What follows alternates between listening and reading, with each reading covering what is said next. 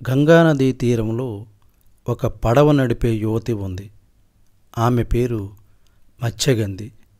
ఆమె తన పడవలో యాత్రికులను ఈ ఒడ్డు నుంచి ఆ ఒడ్డుకు దాటిస్తూ ఉంటుంది.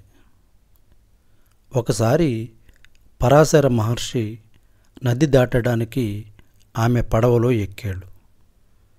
ఆమె శరీరం నుంచి చేపల వాసన వస్తూ ఉంది.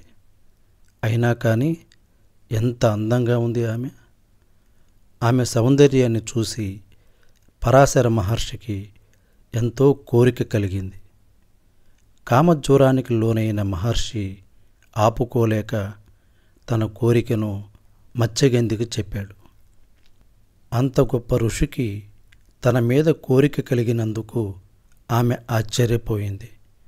కాదంటే శపిస్తాడేమో అని భయపడింది.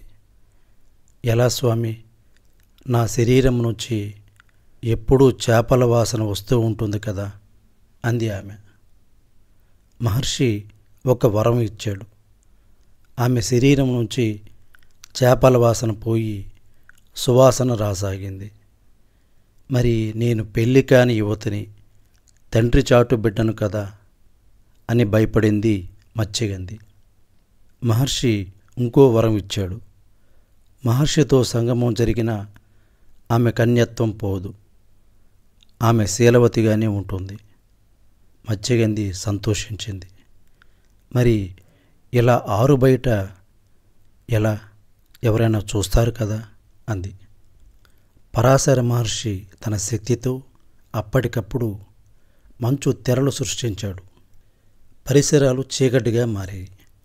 మహర్షి, మత్స్యగంధి పడవలో నది మధ్యలోని ఒక చిన్న దీవికి చేరారు.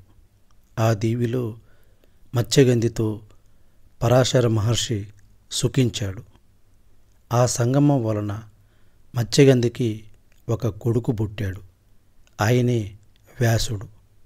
మహాభారతానికి మూలమైన కథల్లో ఈ మత్స్యగంధి పరాశరుల ప్రేమ కథ ఒకటి.